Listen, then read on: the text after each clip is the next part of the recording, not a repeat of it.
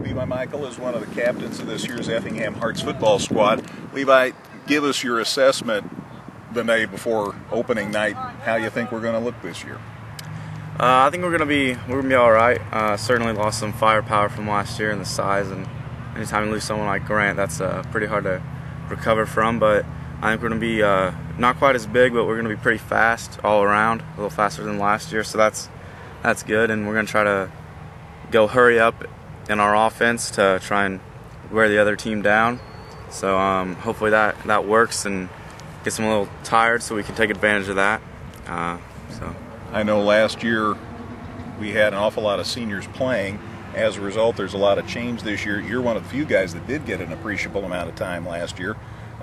That kind of thrusts you into a leadership position. Yes, it does. It's a lot to play with, but I'm ready to take that challenge on. So it's an ambitious schedule this year. Yeah, it is. A lot of the first 3 games are away, and it's quite a drive to all of them. So if we can do good in those 3 games, I think it'll be good for our season. So there's been all these years, consecutive seasons of making the playoffs. Is that something that you guys, this year's squad, think a lot about? I do. I don't know about everyone else, but I certainly like to get at least the 10th year in a row. So it's going to be a lot of pressure on us, I think. So I didn't even give you a chance to talk about about what you're going to be doing this season on the football field. I'm going to be playing middle linebacker and up back in Brown. So. Okay. So a lot of opportunities for leadership out on the field as well. Yes. All right. Well, all the best to you, Levi. I look forward to seeing you tomorrow night. Thank you. Tyler Johnson's one of the Hearts captains this season. Tyler, give us an assessment about what you think the team's going to be able to achieve this season. I think it's going to be challenging but rewarding, but I feel like we're going to go somewhere this year, and I'm looking forward to it. Give us an idea about where we'll see you on the field. I'm going to be at the outside linebacker position and just trying to do my job to help the team win. I know you've been battling the injury bug here in these first few days of practice. How you feeling? A lot better than what I was dealing with. A dislocated shoulder a week ago, but I'm ready to go, strap it on, and get after it Friday. Pretty ambitious schedule this season for the Hearts. Yeah, it's going to be a tough one. We got a lot of harder teams with the rearrangement of the Apollo Conference, so it's going to be a challenge for sure. I asked Levi, how much do you think about the fact that the Hearts have this string of playoff appearances on the line this season? That's a tough one. I don't know where to go with that one. So it's not something you think about every day? Well, I mean, I think about going to the playoffs, but I mostly concentrate on what week we're at right now and just taking it one step at a time. Focus on Breeze now and let the rest of the weeks take care of themselves. Yeah, for sure. What do you like best about football? The contact. that, and I just like being a part of a team. Just feel like we're a football family, and that's something you can't get from other sports. I feel like football, it's a lot closer than it, but that's just my opinion. Very good. Tyler, all the best to you, and we'll look forward to seeing you on the field tomorrow. Taylor Clare is one of the captains of the Effingham Hearts this season. Taylor, give me an idea about what you think we can expect from your ball club this year. As always, we're definitely looking to go to the playoffs, get that 10th straight playoff run, and like last year, repeat as conference champs. A lot of changes on the team this year. So many seniors graduating last year. You're one of the constants. This will be your 3rd year as a starter, and that kind of puts you in a leadership position, I'd say. Right, yeah. I mean, with all the seniors gone on the offensive line, it's just me and Jordan, really. So, but we got the young guys stepping up, like Cole Moran and Evan Boggs. Those guys are willing to go out there and give it their all, too. So. Ambitious schedule for the Hearts this year. What's your take on that? I mean, it definitely isn't going to be fun going to Paxton and Centralia. Those guys are really far away. But, I mean, we're willing to take it on just like any other team, so we're not too worried about it. Okay. You brought up the matter of the playoffs. How big a focus is that for you?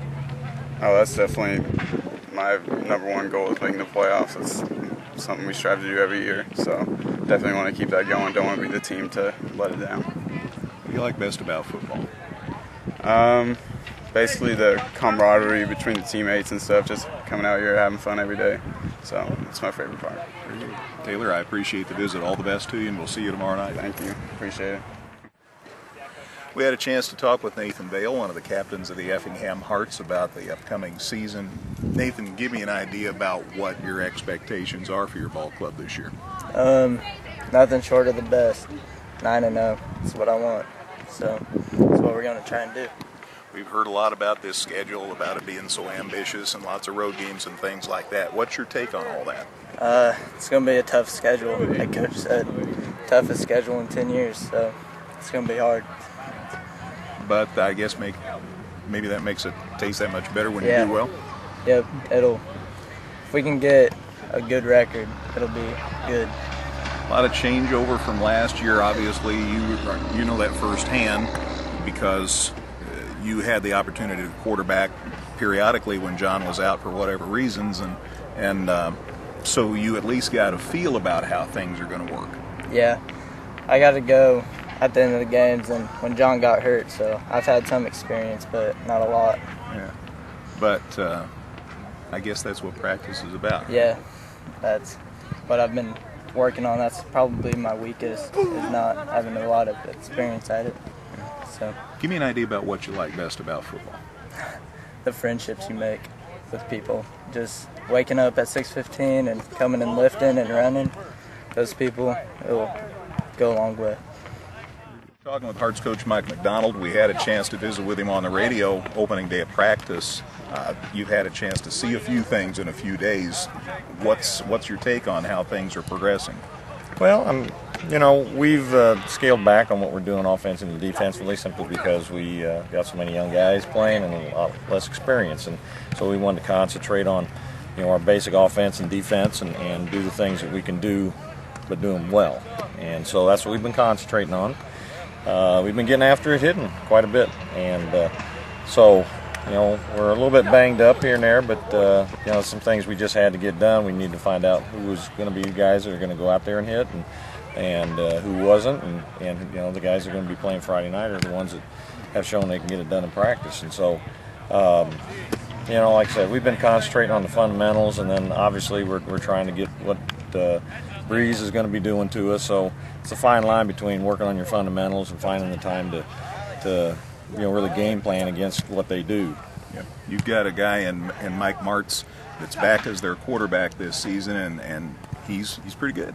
Yeah, he is. One of the things, we don't expect him to really throw the ball deep, but he's an accurate thrower. So if he's throwing within 25 yards, he's pretty accurate. When we saw that when we saw their scrimmage last Friday, and we saw that, and he still has that accuracy. We think they're going to spread out and they're going to try to run the ball. They're a rushing team, and they use their screens as another way of rushing. If we consider screen passes rushing plays really, because you're just throwing the ball around the line of scrimmage and doing some things. So they're going to spread out, show us a lot of formations, and the Martz kid is smart. He's been in that program for 4 years, and this is his second year as a starting quarterback, and he runs it well. And we're going to have to do some things to stop him, but for the most part, we're just going to have to play good, sound assignment football and know what we're supposed to do. And then once we see where the ball's going, we got to go get it. Yeah. Everybody notices the skill players. That's not fair to the linemen, but that's kind of how it is. But Nathan had some experience in the varsity, playing for John some last year. Logan carried the ball a lot, particularly when Grant got hurt. How are things shaping up as far as the ground game? Well, Nathan's going to be a good runner. Nathan has always been a good runner since when he was a freshman through where he is right now, and he's got good size. I mean, he's 6 foot and he's 190 pounds, and so he's an extra running back in our backfield, and that's probably the strength of his game.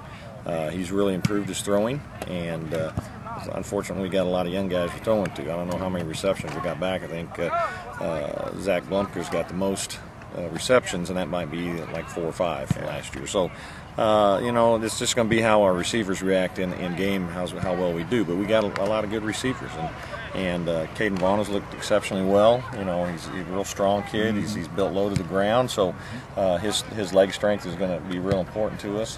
He's kind of where Nate McDonald was last year, and playing that same position. And Nate had some big games for us, so we expect Caden to be able to do the same thing. And Zach Miller's looked really good. And I think Zach's going to be our other starting halfback along with Logan. And he's just a sophomore, but he puts it on the line every play, and he never looks back and just does what we ask him to do, and does it real hard. And he's a strong kid. He's fast, and he's got field savvy. And you can't teach that to a lot of kids. It's just you go out there and.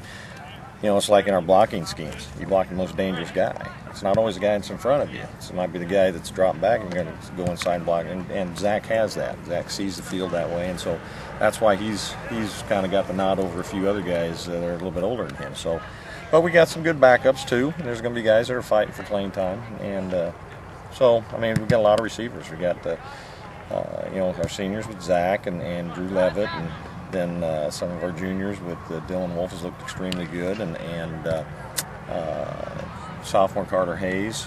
Matt Woltman's out for the first time. So some of these guys are going to have to get a taste in JV games first and maybe work their way into varsity play.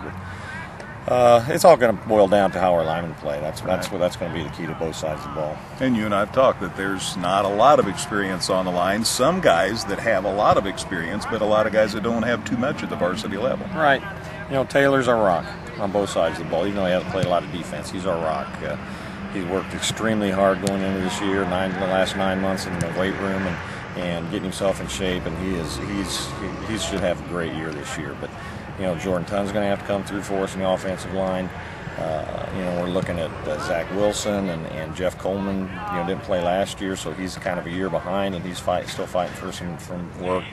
Kai Harmon has looked pretty good in the offensive line.